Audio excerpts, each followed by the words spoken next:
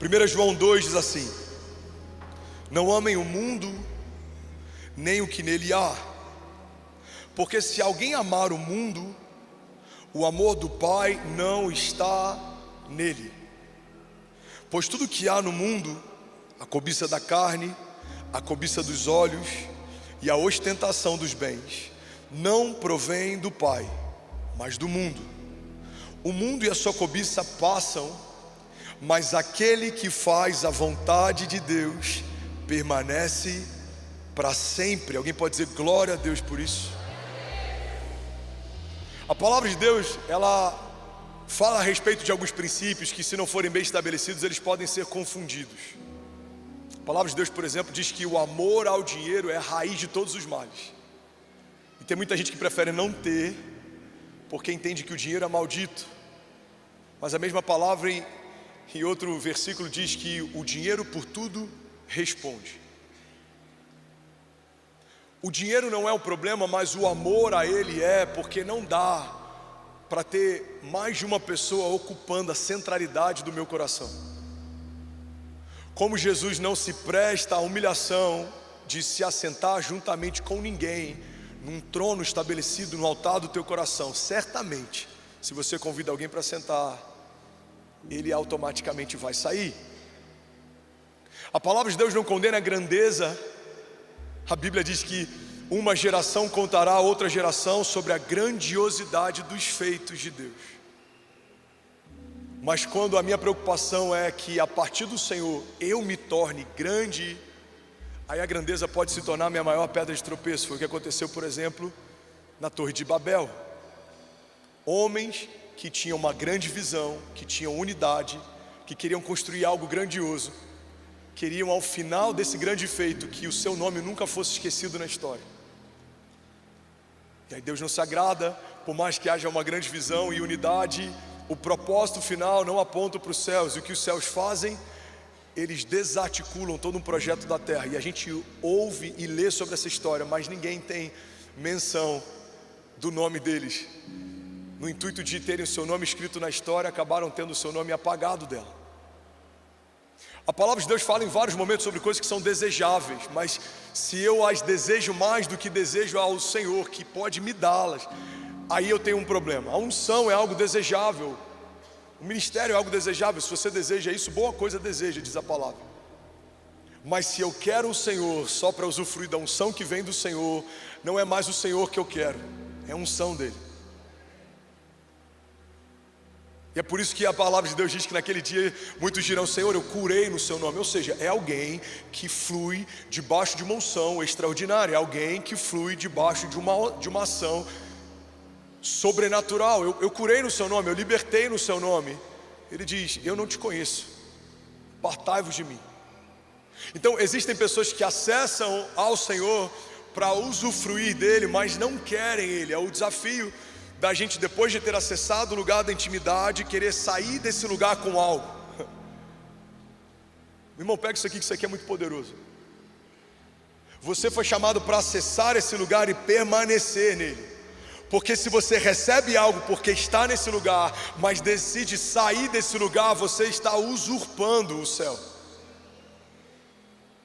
Alguém recebeu unção e agora deseja mais a unção do que o Deus da unção. Se divorcia do Deus da unção, mas continua caminhando com a unção é irrevogável. É alguém que conheceu a palavra e tudo que a palavra diz a respeito das riquezas que emanam de Deus. Ele é o dono do ouro e da prata. Acessou o dono do ouro e da prata, tomou para si ouro e prata e agora não quer mais estar com o dono dela. Esse foi o desafio de Judas. Judas fez mais do que entregar o Messias. Judas vendeu o lugar secreto. Se me derem 30 moedas de prata, eu digo aonde ele está.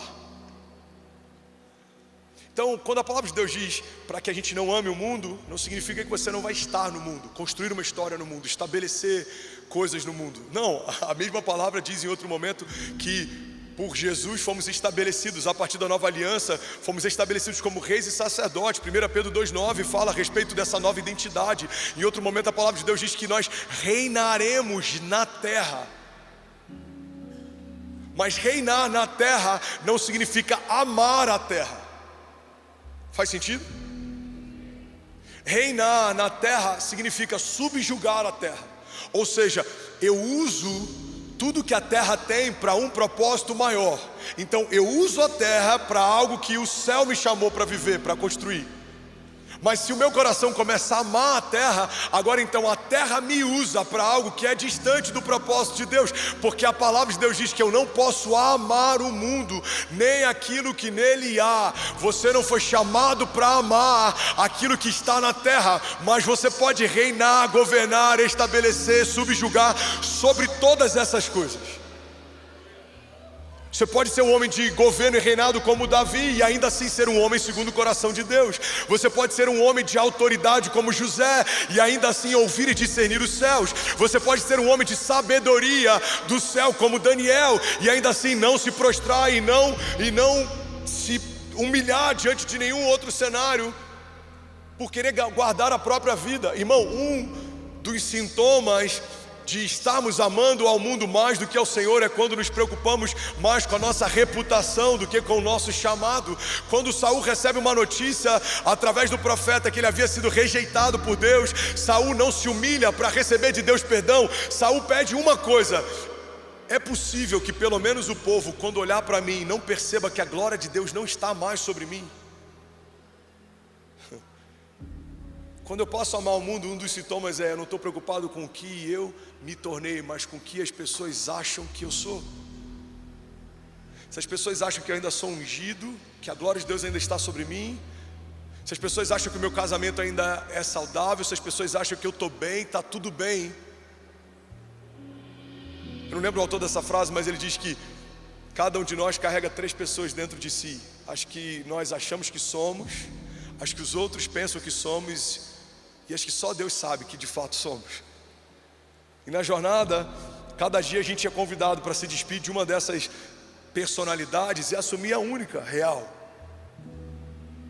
A sua melhor versão é a sua única versão.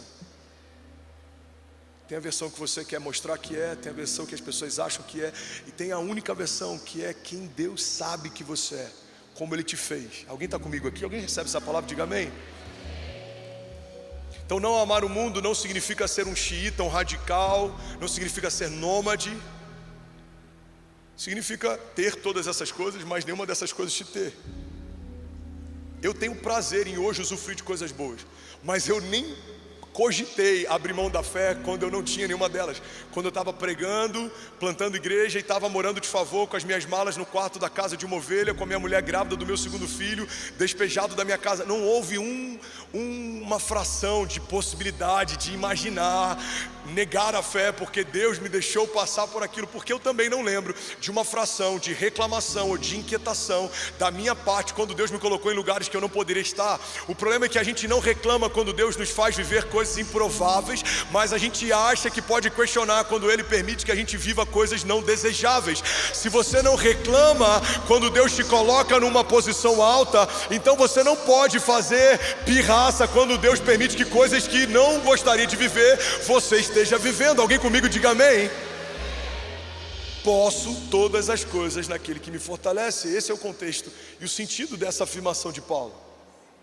Posso estar no hype, posso ser esquecido. Posso ter muito dinheiro, posso ser despejado. Posso ter uma saúde de ferro, posso estar por um fio, lutando contra o diagnóstico médico contrário. Eu posso todas as coisas naquele que me fortalece. Mas quando não há saúde na minha fé e no meu coração, que é enganoso, a gente vive entre os dois cenários, entre o 8 e 80. Ou eu passo a rejeitar o mundo: eu não quero governar, eu não quero reinar, eu não quero ter posse, eu não quero ser um empresário, eu não quero ser um empreendedor, eu não quero liderar, não, eu sou o vermezinho de Jacó, eu prefiro ficar nesse lugar e tudo que eu quero é a vinda do Senhor. Maranata, hora vem, Senhor. Não, eu sou tão santo que eu posso me tornar insípido, insosso. Porque como virão se não há quem pregue? Como que a gente vai afetar a história se a gente se omite dentro do nosso chamado? Aí tem um outro extremo. Eu passei a amar tanto essa ideia de governo, autoridade, posses, riqueza, de sobrenaturalidade, que eu me tornei, cara, ganancioso. Em algum momento o céu deixa de ter tanta, eu vou usar um termo que nem seria o ideal, mas vou usar entre aspas, deixa de ter esse fascínio e passa a ser só uma alegoria. Irmão, o maior perigo que a igreja pode viver é quando o céu se torna alegoria. O céu não é uma alegoria na história bíblica. O céu não é algo que carrega um sentido figurado. O céu não é lugar de destino apenas, é lugar de origem. Você nasceu lá e é para lá que voltaremos. Há uma nova Jerusalém. Há algo que foi quebrado, mas foi refeito. Há um ambiente de intimidade que foi ferido, mas foi restaurado. Há um jardim que foi invadido, mas foi restabelecido, redimido. E é para esse lugar que você vai voltar, porque a terra não é o seu lugar, mas o céu sim. Alguém comigo diga amém. Então a palavra de Deus diz, vamos voltar para o texto: não ame o mundo nem o que nele há, porque se alguém amar o mundo, o amor do Pai não está nele.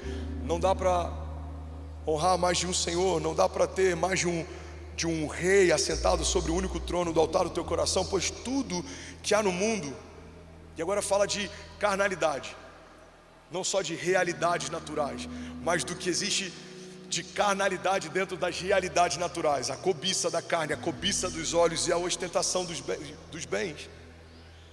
Pastor, então eu preciso ter um padrão de vida em que eu não posso ter nada bom. Não, a questão não é o que você tem, a questão é por que você tem o que você tem e como você usa o que você tem. Se você pode ter um bom carro, tenha um bom carro, usufrua e usa ele, porque o metal perece, enferruja, as coisas passam. O carro do ano daqui a 10 anos não tem valor como tinha quando ele foi lançado. Usa do carro. Mas quando eu ostento, significa que eu estou tão inseguro na minha identidade que eu preciso mostrar que eu consegui coisas para que alguém veja valor que nem eu consigo ver em mim. Olha, eu tenho algo de valor. Alguém que está desesperado para ostentar significa alguém numa crise tão grande de identidade que quer mostrar que tem algum valor, que poderia estar onde está. Agora, alguém seguro dentro da sua própria identidade usa coisas até mais caras em alguns momentos e ninguém percebe. Por quê? Porque ele prefere passar despercebido, usufruindo do que tem, do que gastar o que não tem para comprar o que não precisa, para mostrar para quem não conhece quem ele não é. A ostentação é um desafio, mas as muitas posses não. Se você conquista de forma lícita, isso é uma bênção. E se não fosse, o próprio Deus não diria: me peçam e eu darei a vocês por herança nações, os confins da terra como a tua propriedade. Não fala só de comissionamento, fala de posse, propriedade. Senão o Senhor diria: e eu entregarei a vocês as nações da terra e os confins como lugar missional. Não fala de missões, ide por todo mundo, fazei discípulos, mas também fala de propriedade. Vocês comerão do melhor dessa terra. Mas eu não posso amar, eu devo subjugar. E qual a melhor forma de subjugar? Usufruir. Desfruta do que o Senhor te deu. Homem, desfruta da mulher da tua mocidade, desfruta dos teus filhos, daqui a pouco saem de casa, desfruta daquilo que o Senhor tem te confiado. Isso é maravilhoso, porque uma das armas do inferno nem sempre é não permitir que a gente viva aquilo que a gente tem potencial para viver, mas é certamente não permitir que a gente usufrua e se deleite daquilo que a gente está vivendo. É a loucura de você estar vivendo a melhor estação da tua vida e a tua mente está sendo atacada para que você não consiga celebrar o que você está vivendo. Essa é a nossa batalha. A nossa batalha acontece muitas vezes na mente. Alguém está comigo? Alguém está recebendo algo de Deus? Diga amém. Versículo 17 diz: o mundo e a sua cobiça passam, mas aquele que faz a vontade de Deus permanece para sempre. Alguém pode celebrar Jesus aqui nessa manhã?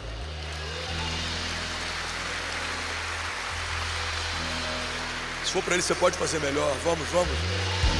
Aleluia. Aleluia. É um desafio, irmão. Ter um pai como o pai que a gente tem e não se distrair com os presentes do pai é um desafio. Eu lembro que anos atrás o Subirá estava falando numa mensagem que ele chegava de viagem e ele nem tinha descido do carro, os pais iam correndo para falar com ele. Pai, pai. Ouviu o barulho do carro, eles iam desesperados, até que ele caiu no erro de comprar um PlayStation. Ele fala, esquece, agora eu sou o pai do ano. Chega da viagem seguinte, para o carro, tira a mala, abre a porta. Ué, cadê as crianças? Amor, cadê as crianças? Estão jogando videogame. O presente do pai, mesmo que com uma leve distração, roubou dele sem perceber a alegria da presença do pai. Irmão, é uma analogia muito boba, e a gente é criança, e isso é normal, mas o problema é quando já maduro, continuamos fazendo como crianças fazem. A gente está tão embriagado com a unção do pai, com a autoridade do pai, com os presentes do pai, com as portas abertas do pai, que talvez em algum momento a gente acaba se esquecendo que não é sobre o que ele nos dá para irmos sozinhos, é sobre quem ele é para irmos com ele. Ele estará com você todos os dias da sua vida até a consumação dos séculos. Não é só sobre usufruir da unção de quem te ungiu, é sobre caminhar ao lado da fonte da unção. Não é só sobre compartilhar a revelação de algo que num ambiente de intimidade você ouviu, é sobre caminhar ao lado de alguém que você tem intimidade. Você não é um usurpador que vai acessar a sala do trono e vai viver 40 anos depois usufruindo daquilo que um dia você recebeu. Não, você está como a corça que anseia pelas águas, você anseia pela presença dele, você ama a presença dele, e porque ama a presença dele, pode usufruir sem culpa dos presentes dele. Alguém comigo diga amém. Bill Johnson diz que Deus está à procura de homens que não amam o mundo, para que possa confiar o mundo a eles. Ainda bem que eu vim, Jesus. Romanos 12:3 diz: pois pela graça que me foi dada, eu digo a todos vocês, ninguém tenha de si mesmo um conceito mais elevado do que deve ter, mas pelo contrário, tenha um conceito equilibrado, de acordo, isso aqui é muito bom, de acordo com a medida da fé que Deus lhe concedeu. Vamos usar o português claro. Vai devagar. O que você tem, só tem porque Deus te deu. O que você sabe, só sabe porque Deus deixou saber. O que você faz, só faz porque Deus te deixa fazer. Alguém está comigo? Então não tem um conceito elevado a respeito de si mesmo, mas também não tem um conceito diminuído, porque vitimização é falsa modéstia, e falsa modéstia eu acho que é pior do que alguém que não tem humildade. É pior um cara que você vê, esse cara tem um problema, ele é soberbo, do que um cara que sabe o que pensa sobre si, mas finge que pensa algo menor sobre si. Já conheceu alguém assim? Cara, não é porque eu estou na minha presença não, mas eu sou a pessoa mais humilde que eu já conheci. Já conheceu alguém assim? Rapaz, é difícil ser humilde igual eu sou, é difícil. Irmão, não tem um conceito elevado sobre si, não tem um conceito diminuído sobre si, tem a revelação de quem você é, a estatura que você carrega, o nome que você tem, para que Deus te chamou. É esse lugar que é um lugar de maturidade e plenitude. A palavra de Deus diz: olhos não viram, ouvidos não ouviram, não penetrou no coração do homem. Mas a palavra de Deus também diz logo nos versículos seguintes: mas Deus já o revelou por meio do seu Espírito. Não está dizendo que Deus escondeu para sempre, está dizendo que Ele escondeu nele. Como que você acessa a tua medida? O que você ainda não viu, o que você não ouviu, o que você ainda não pensou, não sentiu, você acessa acessando o coração de Deus. Você acessa através do Espírito de revelação. O Espírito te revela: esse é quem você é, isso é o que eu tenho, isso é o que eu preparei, isso é o que você vai viver. Você não vai viver como um homem enganado, você não vai viver perdido, você não vai viver se exaltando, você não vai viver se diminuindo. Você vai ter uma revelação de quem você é, a altura que você tem, para que Deus te chamou, e vai caminhar à altura dessa identidade. Alguém comigo aqui diga amém. Agora Romanos 12, versículo 3 diz: de acordo, cada um tem um conceito equilibrado, de acordo com a medida da fé que Deus lhe concedeu. E esse é um ponto sensível. Vocês estão comigo? Esse é um ponto sensível, porque se a palavra de Deus diz que a minha estatura, o que eu tenho, carrega a minha identidade, o conceito a respeito de mim mesmo, ele precisa ser coerente com o nível de fé que Deus me deu. Significa que tem muita gente frustrada, porque talvez está tendo sonhos que nem é, a questão não é nem que eles são grandes demais, mas você ainda não tem um nível de fé compatível com o nível de sonho. Porque sonhos grandes nunca foram um problema para Deus, mas falta de fé sim. Tudo é possível ao que crê. Ou seja, a impossibilidade é subjugada pela fé. Em outro momento a palavra de Deus diz: se você crê. Ou seja, se a fé é a única coisa que viabiliza ou inviabiliza alguma realidade, nunca foi sobre o tamanho, sempre foi sobre se realmente eu creio no Deus poderoso para fazer infinitamente mais. Irmão, guarda isso aqui, um conselho prático: não diminua a sua expectativa, aumenta a tua fé. Aumenta a tua fé. A gente não tem 20 mil pessoas nesse auditório. Hoje deve ter, sei lá, 12 mil, 10 mil. Mas temos um auditório que comporta até 20 mil pessoas. Eu estava numa reunião de pastores essa semana, e glória a Deus por isso. Uma reunião de pastores sêniores de várias igrejas, homens de Deus, santos homens de Deus, alguns grandes líderes, outros a sua maior marca é a santidade, outros é a profundidade bíblica, outros é a liderança, outros é a ousadia, enfim, cada um tem uma zona de graça distinta. E aí, um deles estava falando: não, porque tem um pastor amigo que não aconselha fazer auditórios para mais de 7 mil pessoas. Eu falei: eu entendo, e por muito tempo eu ouvi sobre isso, isso se tornou um fantasma no meu ministério. Mas eu não preciso tornar um fantasma no meu ministério o que pode ter se tornado um fantasma no ministério de alguém. Porque se temos um auditório para até 20 mil e tem 3 mil, tá tudo bem. O que a gente está dizendo? Pai, recolhemos o máximo de vasilhas vazias que conseguimos e cremos que o Senhor pode enchê-las. Então o ambiente está preparado, e se o Senhor quiser derramar, nós estamos prontos. Alguém pode dizer glória a Deus? Eu estou aqui, Pai, eu estou arando a terra. Pai, a gente está aqui, a gente está preparando. A gente está preparando. Se o Senhor olhar para a terra e quiser ver um povo ousado, você vai ver uma comunidade de fé que com 3 anos deixou de sonhar 500 para sonhar 20 mil. Isso é uma medida de liderança extraordinária, ousadia extraordinária? Não, é uma medida de obediência a partir de uma promessa. Ouvi desde que me converti que o Brasil seria um celeiro de avivamento, parte do sopro de Deus na terra nos últimos dias. Irmão, eu quero fazer parte do epicentro de uma onda que vai varrer as nações. Nações ouvirão o que o Senhor está fazendo, porque há um povo que mesmo não vendo, crê, e porque crê se move debaixo daquilo que em fé viu. Os meus olhos naturais dizem: não tem como, não tem espaço, não tem como pagar, não tem como fazer, mas a minha fé, ancorada em uma promessa de Deus, crê até os ossos. O Senhor é poderoso para fazer infinitamente mais do que tudo que eu peço ou sonho, segundo o seu poder que em nós atua. Alguém pode dizer glória a Deus? Aleluia. Então tenha um conceito equilibrado, de acordo com a medida de fé que Deus lhe concedeu. Aí entra um outro ponto sensível. Pastor, eu nem consigo crer em coisas grandes, mas é a medida de fé que Deus me deu. Se Deus me deu pouca fé, ou uma fé nesse nível, eu creio que existem medidas de fé, até porque o texto me dá base para crer assim, até porque quando Jesus fala sobre o homem de pequena, se é pequena, é uma escala de grandeza, amém?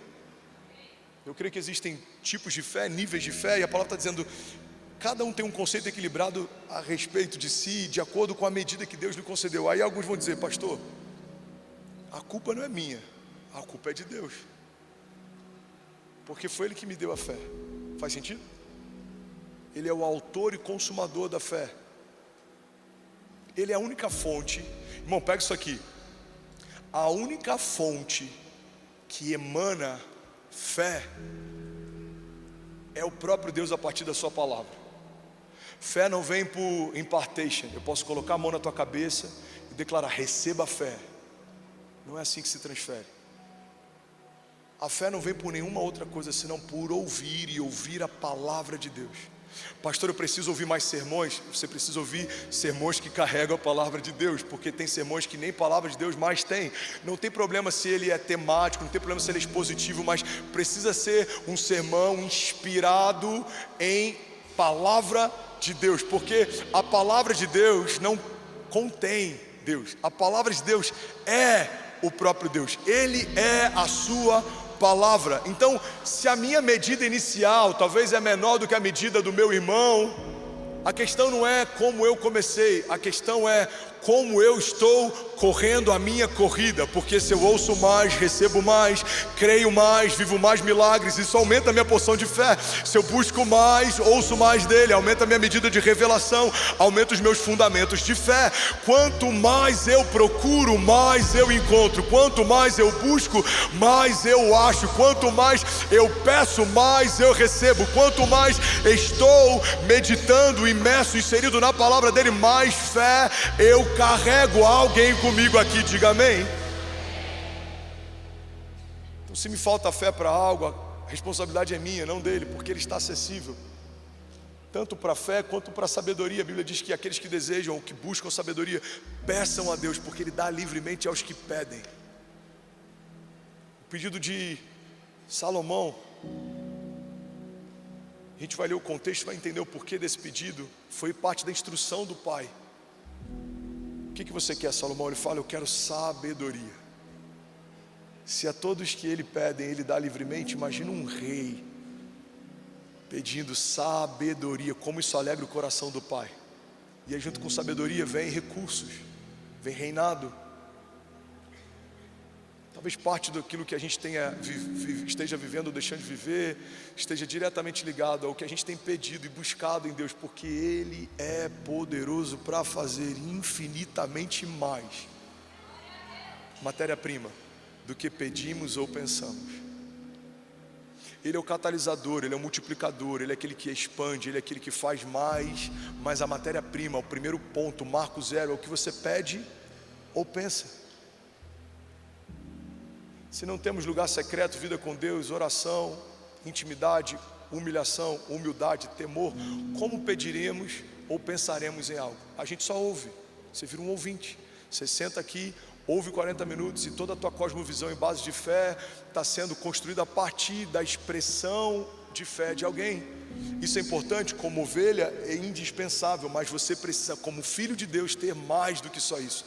Porque se o púlpito no domingo, por 40 minutos, é a única base de expressão sobre você, você só vai ter a fé talvez por uma semana. E é por isso que quando falta 2 cultos, você já se sente fraco. E é por isso que quando algo foge do teu controle, você se sente desanimado, porque cavamos poços muito rasos. A questão não é se vai chover, a questão é o quão profundo estão os meus poços para quando a chuva vier.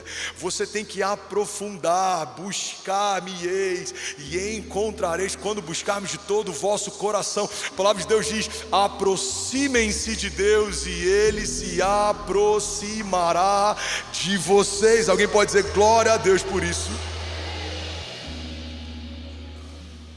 Eu nem entrei no tema da palavra. Vou passar para você anotar. O tema da mensagem de hoje é: Deus não precisa de um plano B. Amém? Eu preguei essa mensagem há uns 4 ou 5 anos atrás. E aí, como eu não consegui preparar nada de ontem para hoje, porque eu estava bem mal, eu sentei ali e eu falei: pai, eu não faço isso, eu não me sinto confortável com isso. Eu creio que tem algo fresco do Senhor toda semana para compartilhar com o povo, mas eu vou acessar o que o Senhor falou comigo há algum tempo. E eu estou no 2º versículo e a gente não sai desse lugar. Eu creio que por mais que o tema seja esse, a palavra é outra. Deus tem algo para hoje que vai mudar a sua história, que vai conectar com a tua casa, que vai liberar o teu destino. Alguém recebe isso? Alguém crê nisso? Diga amém. Deus não precisa de um plano B. Irmão, quando você está mergulhado numa nova temporada, quando você está às portas do novo de Deus, esse é um dos lugares que mais amedronta quem não conhece o caráter de Deus, mas é um dos lugares que mais, eu vou usar de novo entre aspas, deixa eufórico aqueles que já conhecem o caráter de Deus. Se eu te falar sobre futuro, A ideia de futuro te amedronta ou ela te deixa animado, excited? Você está com expectativa, algo glorioso vai acontecer. Se eu te falar sobre futuro, o futuro ele te amedronta, te preocupa? Ou você crê que o teu futuro está nas mãos de Deus? Porque se tem alguém que deveria manejar bem o futuro, é o povo de Deus. Somos filhos daquele que é o Pai da eternidade, aquele que não se atrasa, aquele que trata 1000 dias como se fosse em 1 segundo. Ele passeia por toda a escala que a gente use para metrificar, para medir o tempo. Para ele é só referência. Você pega a Bíblia, por exemplo, capítulos e versículos foram colocados depois para que a gente pudesse ter uma referência. Abre lá em Romanos 3, abre lá em Mateus 4. Mas quando foram escritos, não tinham essa metrificação, essa medida. Entenda uma coisa: dias, meses, anos, horas, segundos são uma medida da terra para metrificar e ajudar a gente a ter uma referência. Olha, espera por 9 meses. Olha, espera por 1 ano. No dia 31 de dezembro vai ter a mudança de calendário. É por isso que existe o calendário romano, existe um outro calendário na Ásia. É por isso que foi dividido entre antes e depois dele, porque a gente precisava ter referências. Mas para Deus essas referências são inexistentes. Ele pode fazer o que você viveria sozinho em 10 anos, Ele pode fazer isso em 2 dias, porque Deus é Deus. Aquietai-vos e sabei que eu sou Deus. Então quando Deus me chama para viver algo novo, Ele não precisa de um plano B. Igreja, pega isso aqui em nome de Jesus. O problema é que muitas vezes, no intuito de ajudar ou facilitar o cumprimento de uma promessa impossível, aceitamos o plano B, que nada mais é do que um caminho difícil. Eu fui no Rio de Janeiro há 2 semanas atrás, fui convidado e aí falaram: olha, a gente queria que você fizesse a sua cruzada de milagres aqui. Você fez há 3 anos atrás e foi um impacto na cidade, e a gente queria abrir as portas da cidade para isso. Falei: glória a Deus, eu queria muito poder fazer no lugar X. Eles falaram: olha, o lugar Y e o lugar Z é muito bom. Eu falei: eles são sensacionais, mas a palavra que eu tenho é sobre o lugar Y. Não, a gente pode ver, mas eu não sei se é tão simples assim. Eu falei: então quando a gente puder falar sobre esse lugar, a gente fala sobre esse lugar. Falou: não, você só quer esse lugar? Eu falei: eu só quero se for esse lugar. Então tá bom, então libera a data para ele desse lugar, porque a palavra de Deus diz em Jó: determinando tu um negócio, sedes firme e a luz de Deus brilhará sobre os seus caminhos. O problema é que às vezes esse lugar, daquilo que aconteceu comigo há 2 semanas atrás, trazendo para a tua realidade, seja uma impossibilidade, e a gente aceita um plano B como se fosse uma realidade. Mas o plano B para quem caminha com Deus é fazer o plano A dar certo. Você não vai aceitar nada abaixo daquilo que já viu em Deus. Deus já te mostrou algo, Deus já te levou a um lugar, Deus já te fez acessar. Você sabe que a palavra dele é vida e verdade, ele é fiel em todas as suas promessas.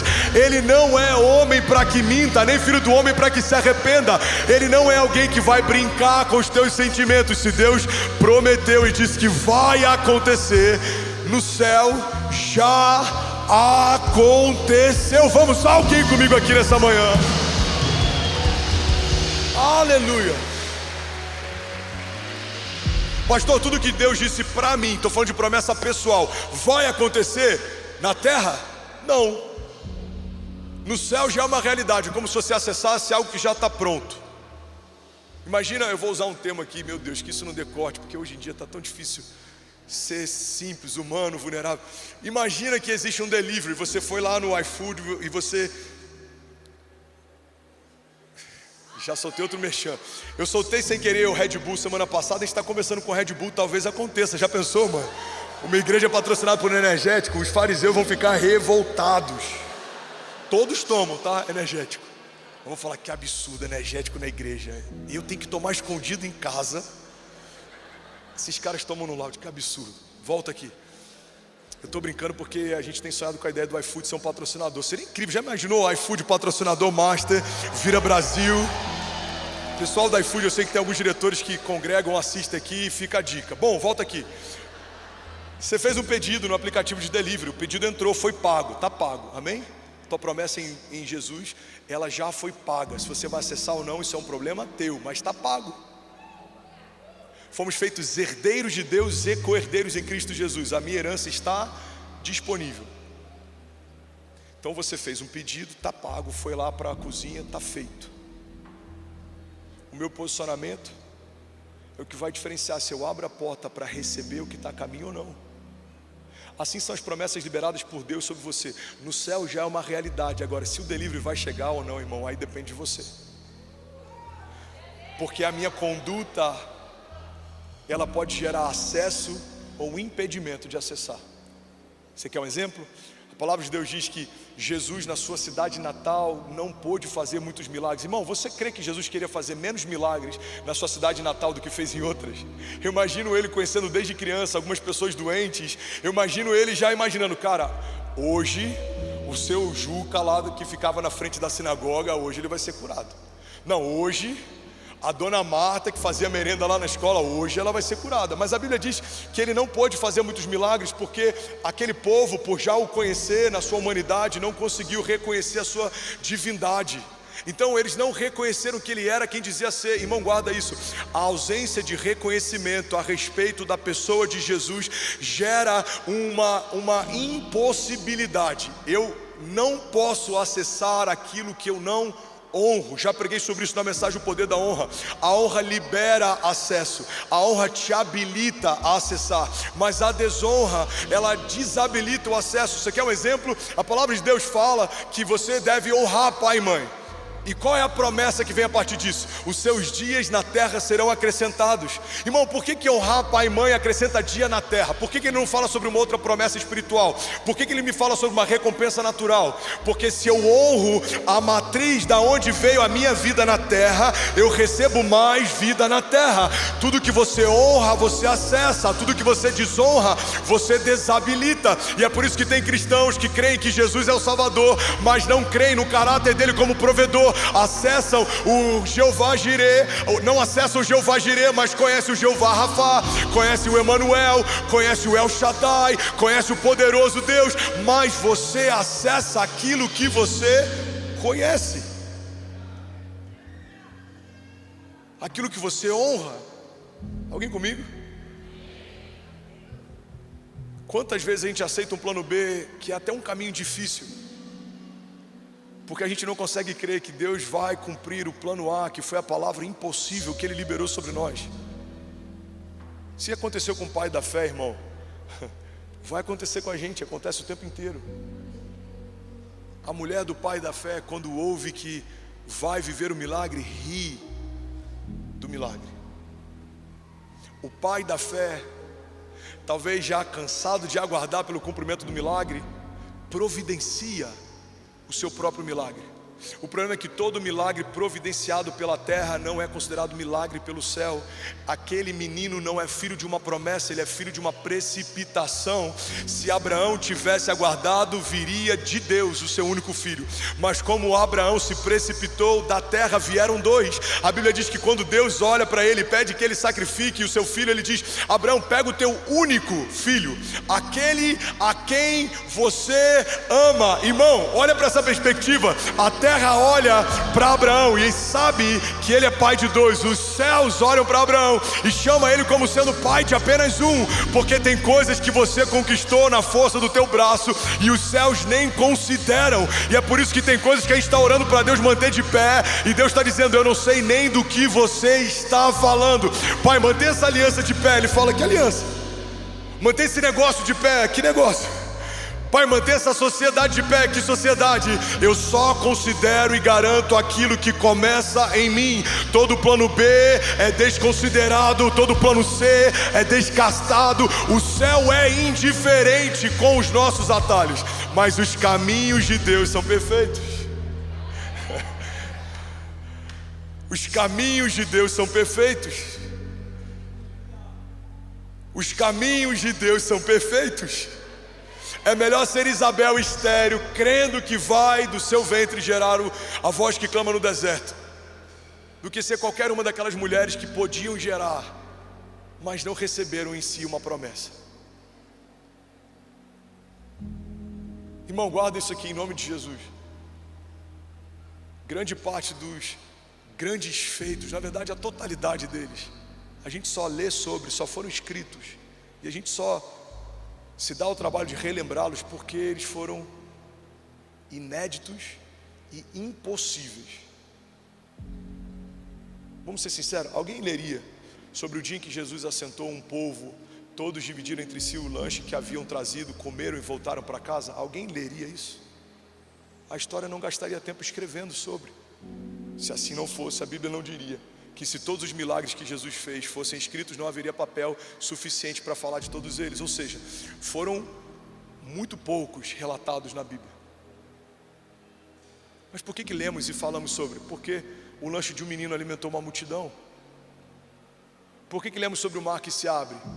Se houvesse uma ponte, um caminho natural, se algo natural acontecesse, jamais falaríamos sobre isso. Mas por que os judeus de geração em geração se sentam, celebram e se lembram? Porque eles lembram: o Senhor abriu um caminho sobre as águas, o Senhor nos deu livramento, o Senhor mudou a história, o Senhor nos removeu do cativeiro, o Senhor enviou pragas sobre um faraó com o coração fechado, o Senhor nos manteve durante a travessia, o Senhor nos fez conquistar uma terra prometida, o Senhor fez as muralhas caírem por terra, o Senhor estabeleceu sobre nós uma aliança. Precisamos trazer à memória o que nos dá esperança, e o que nos dá esperança não são promessas pautadas em naturalidade. O que nos dá esperança são promessas forjadas a partir de uma dinâmica de sobrenaturalidade. Você não podia, o Senhor fez. Você não sabia, o Senhor te deixou saber. Você não fazia, o Senhor te fez fazer. Ele fez, Ele abriu o caminho. O Deus que constrói caminhos no deserto, o Deus que estabelece príncipes no meio de um lugar de improbabilidade, o Deus que tira meninos aprisionados e transforma em governadores, o Deus que faz com que leões jejuem na presença de Daniel. É esse Deus que te chamou para viver a palavra dele e não os seus atalhos. Deus está dizendo: filho, há uma palavra liberada sobre você, e ela é a única que eu considero, e é sobre ela que eu quero falar, diz o Senhor. É sobre ela que eu quero que você medite, diz o Senhor. Porque qualquer coisa que fuja da minha palavra e da minha promessa, você se garante.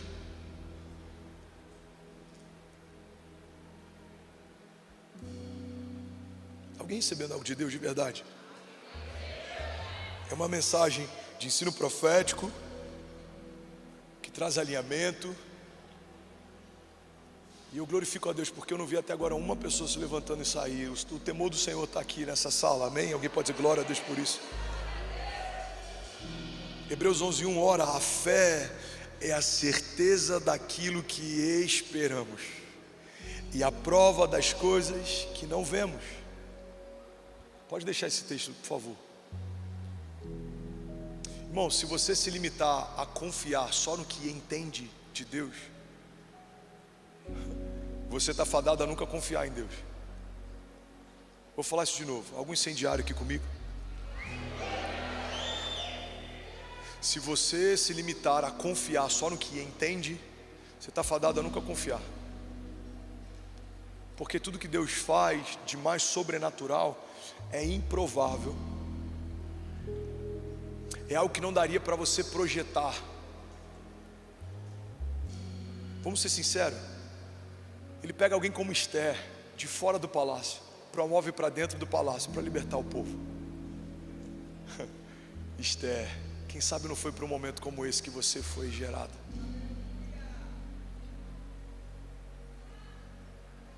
Vou usar um português claro aqui.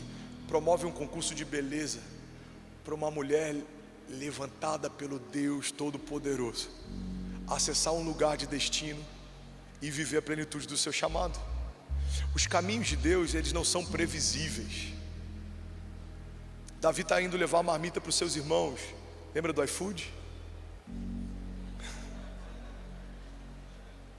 Irmão, a gente tem na história um entregador de comida que se tornou rei. Ele está indo levar comida para os seus irmãos, e quando chega lá ele fala: o que está acontecendo aí? Que bagunça é essa aí? Não, tem um gigante que se levantou e está afrontando. Tá, e o que vocês vão fazer?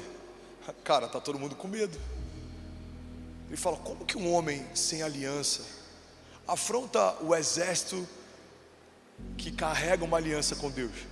Para Davi aquilo foi tão impensável que Deus pega o entregador de delivery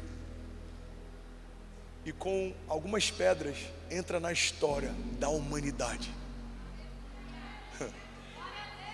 Você vai em qualquer biblioteca, em qualquer campo acadêmico, de qualquer lugar na face da terra, você vai encontrar algo que fale sobre Davi e Golias.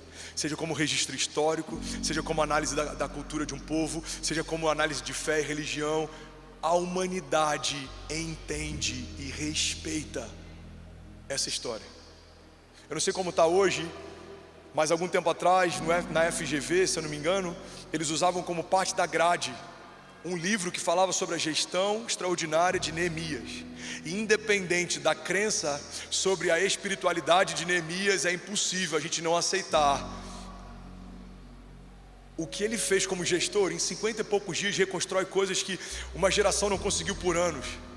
Então ele consegue recursos, ele consegue a liberação do Estado, ele consegue acesso, ele consegue proteção, ele consegue mobilizar um povo, ele consegue apontar uma visão, ele consegue envolvê-los em torno de uma ideia, ele consegue preservar a chama deles acesa, ele consegue combater enquanto constrói, ele chama as famílias para perto. Então as famílias estão lá, alguns com espadas nas mãos, outros reconstruindo as muralhas. Ele consegue lidar com a crítica, ele consegue lidar com o escândalo que vem de fora, ele não se preocupa com a reputação, ele permanece construindo e as muralhas são reconstruídas. Você pode não crer no Deus de Neemias, mas não dá para negligenciar aquilo que Neemias viveu e nós sabemos que foi a partir de Deus. Irmão, guarda isso aqui em nome de Jesus. Se nós nos limitarmos a confiar apenas naquilo que entendemos em Deus, nós estamos fadados a não viver milagres.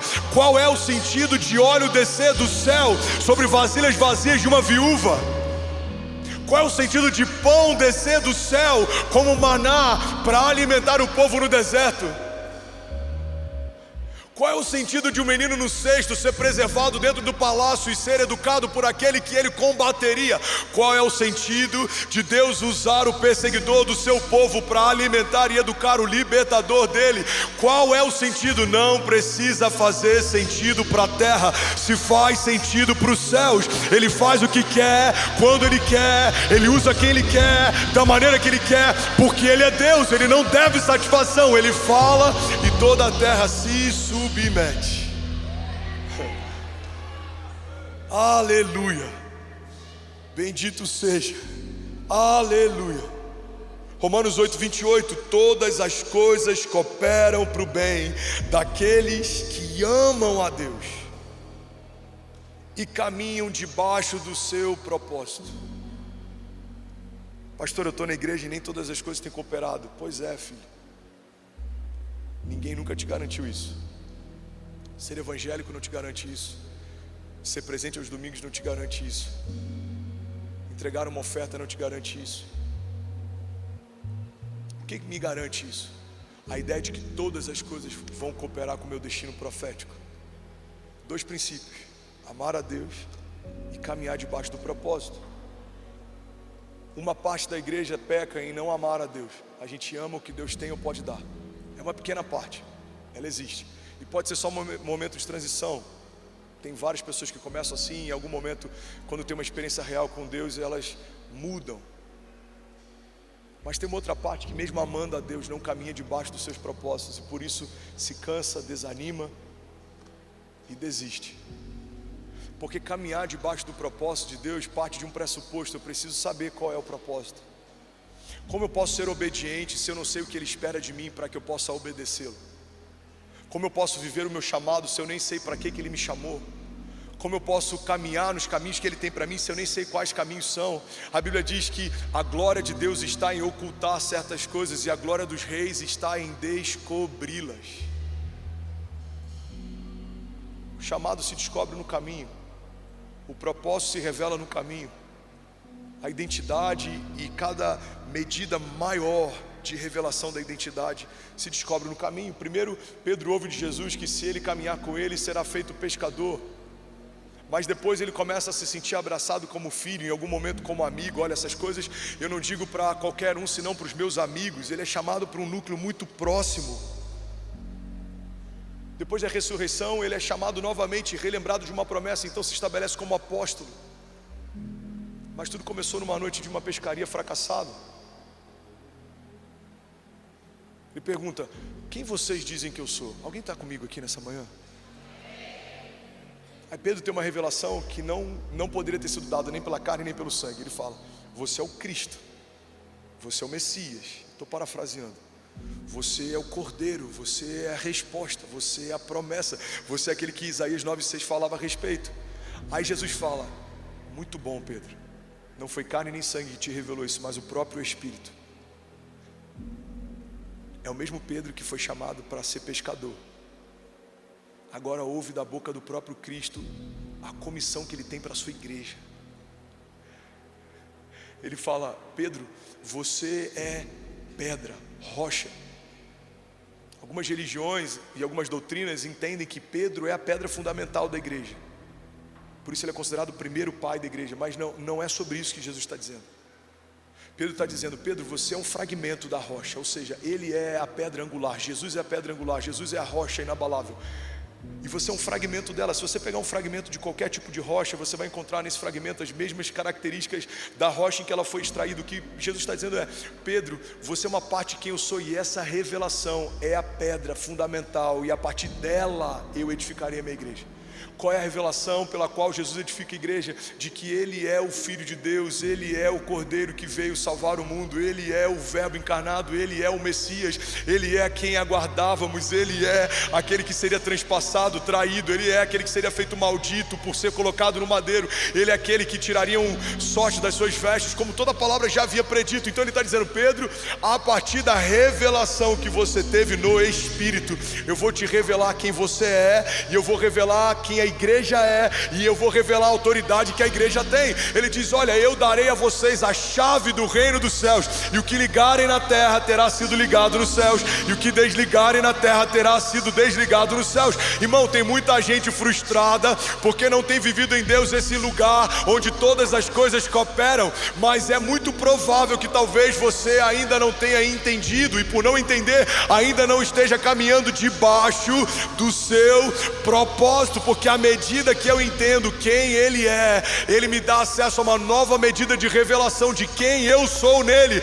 Quando eu entendo que Deus é poderoso, eu acesso a autoridade e revelação. Mas quando eu entendo que Ele é Pai, vem um novo nível. Quando eu entendo que Ele é bondoso, quando eu entendo que Ele é piedoso, quando eu entendo que Ele é misericordioso, quando eu entendo que Ele é provedor, quando eu entendo que eu posso todas as coisas naquele que me fortalece, a cada novo nível de revelação libera um novo nível de acesso.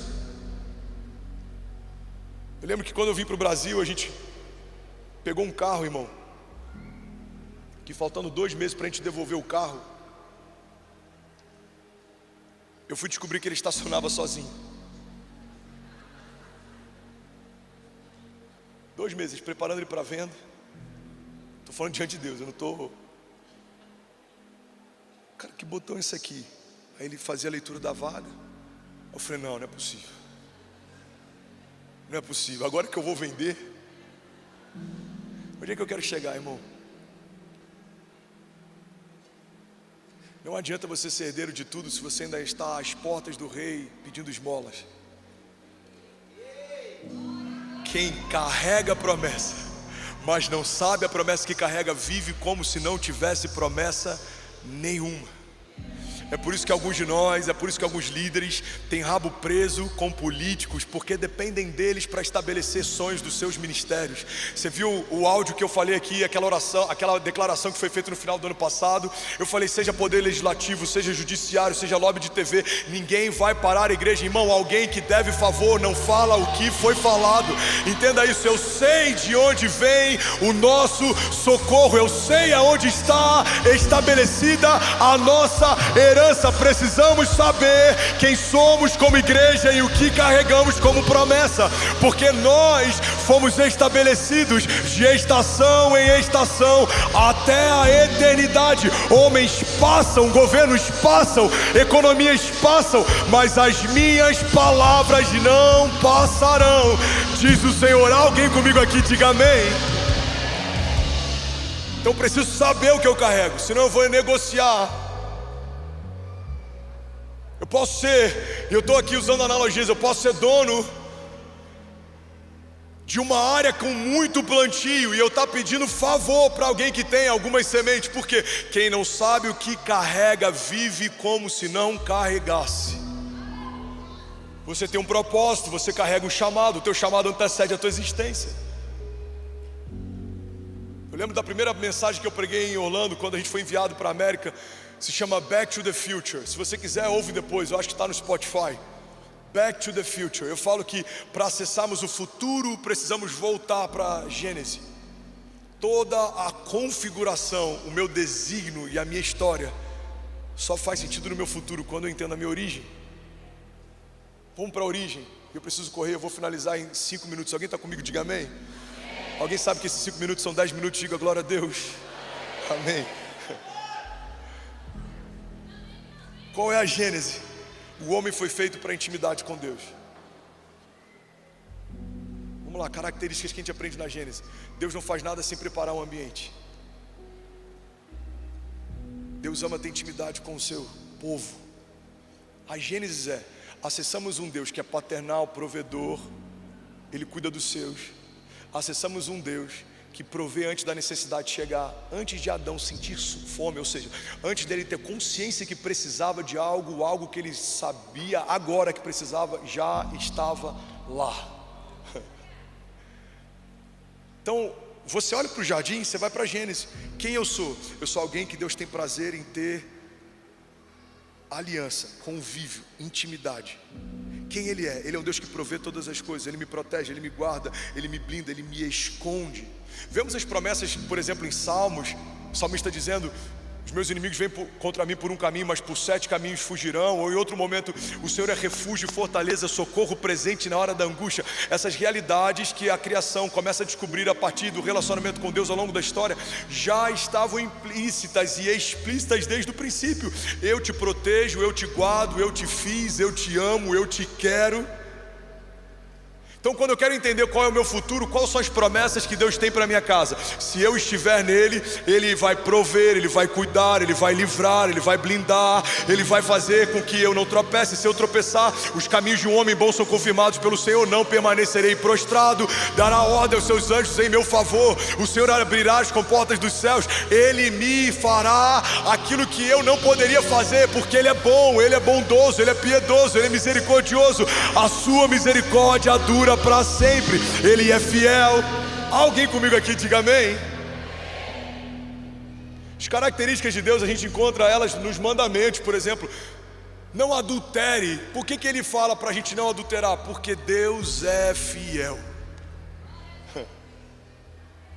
Por que Ele fala para honrar pai e mãe? Porque Deus é pai e Jesus é filho. São a expressão perfeita de uma relação entre a Gênese e a sua semente. Irmão, guarda isso aqui. E eu tô debaixo de um temor do Senhor aqui. Eu creio que Deus está levando a gente para um novo lugar como igreja nessas últimas semanas. Isso está muito nítido através do púlpito. Alguém está recebendo isso? Alguém percebe isso? Deus está levando a gente para um lugar, e o convite dele é: vocês precisam permanecer caminhando debaixo do propósito, porque enquanto estiverem nesse lugar, todas as coisas vão cooperar.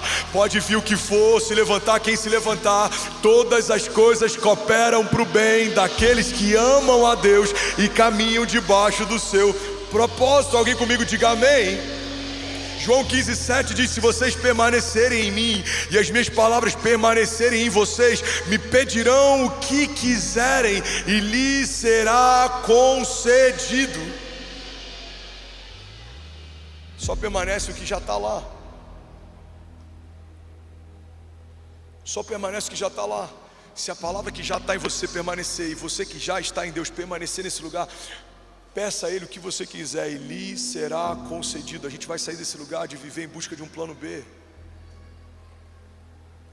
Você não foi chamado para viver de atalho em atalho, irmão. Você foi chamado para viver de promessa em promessa.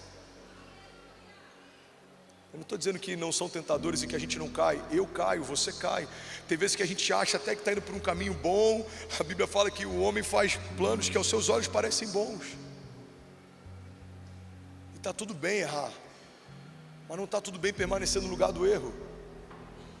Como diz o pastor Márcio, santo não é aquele que nunca se suja, mas é aquele que sempre se lava.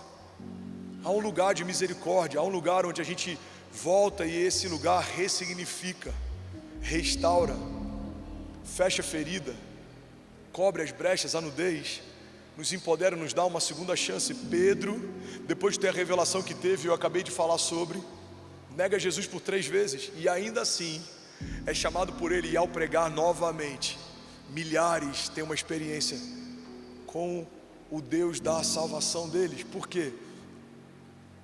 Porque o Evangelho é perfeito para pessoas imperfeitas.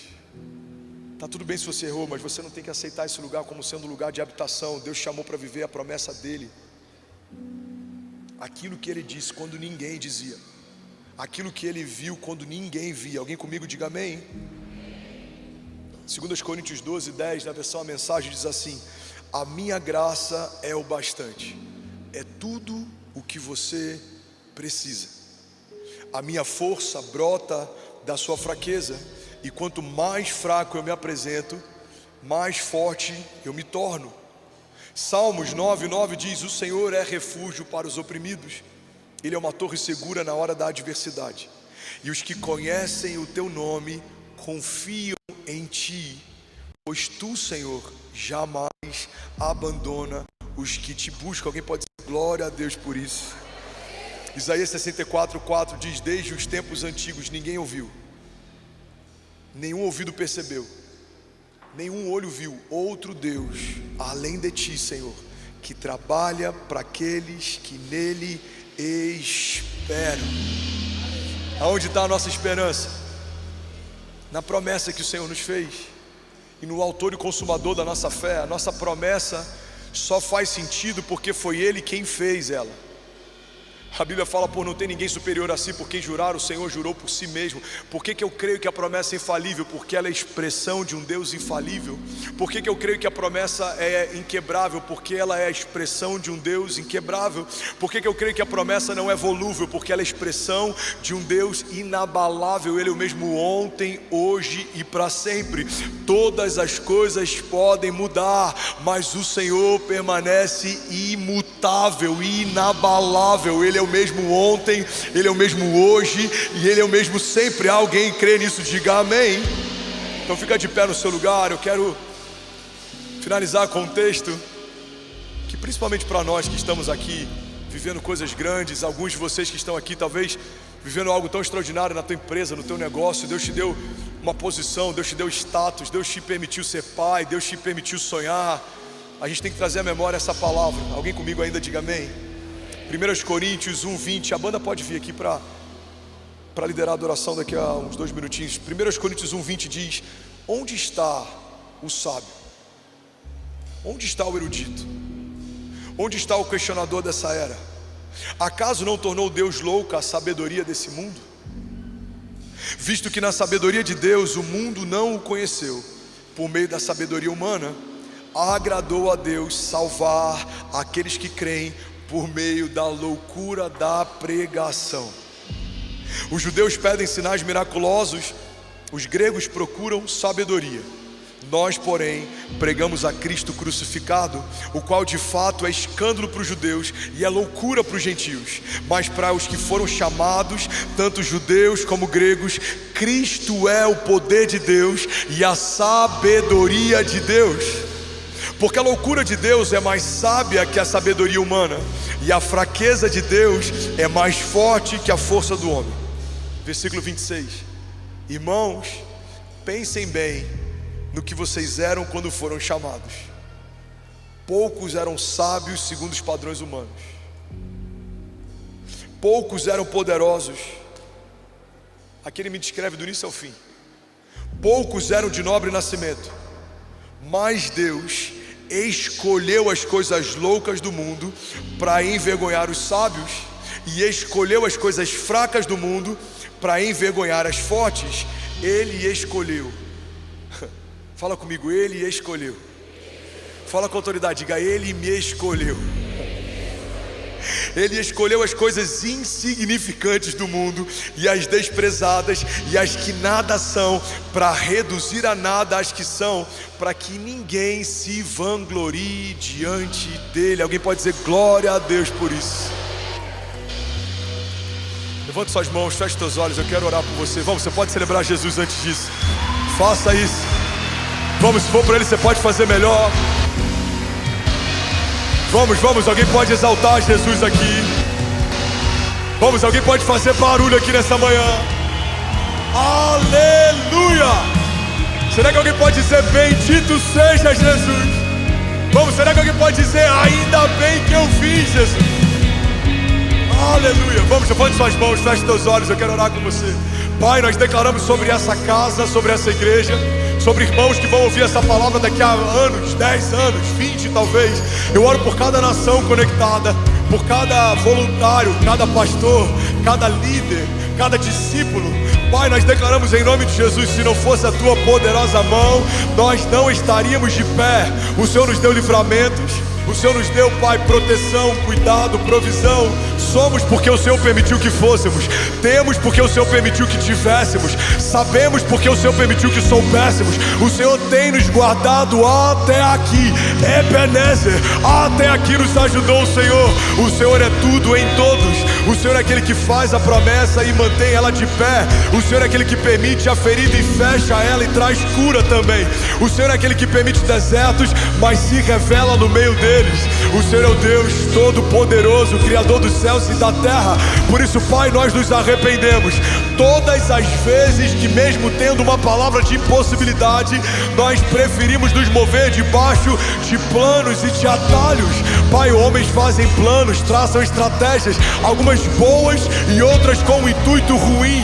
Alguns têm motivações dúbias, alguns tramam mal, fazem o mal, falam mal, mas nós sabemos que os passos de um homem bom são garantidos, preservados, estabelecidos pelo Senhor.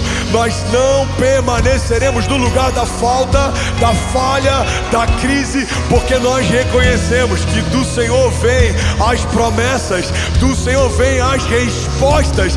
Pai, abre os céus e libera sobre nós aquilo que só o céu poderia nos dar. Eu oro por uma porção nova, Pai, do temor do Senhor. Eu oro por uma unção fresca que despedaça o jugo, Pai. Eu oro por uma unção que gera ousadia, porque o Senhor não nos deu espírito de covardia, mas de poder, amor e de equilíbrio. Pai, eu oro por uma igreja santa que caminha debaixo dos seus propósitos e vê toda a artimanha do inferno se tornando em algo que coopera para o nosso bem. Alguns vão tentar nos encarcerar, como foi com José, mas o cárcere vai nos empurrar para o reinado e para o palácio. Alguns vão tentar nos perseguir, como foi com Saul e Davi, mas sabemos que em toda a perseguição o Senhor está juntando um exército de valentes, antes loucos, agora parte de um exército de um rei. Pai, nós declaramos: tudo que se levanta do inferno contra nós vai cooperar, porque há sobre nós uma promessa e é o Senhor quem garante ela. O Senhor é tudo em todos, o Senhor é o Deus de paz, o Senhor é aquele que nos mantém de pé, o Senhor é o autor e consumador da nossa fé, o Senhor é o princípio e o fim, o alfa e o ômega. Pai, nós declaramos: o Senhor é bom e a sua misericórdia dura para sempre. Alguém que crê nisso aqui, irmão, pode celebrar Jesus no seu lugar.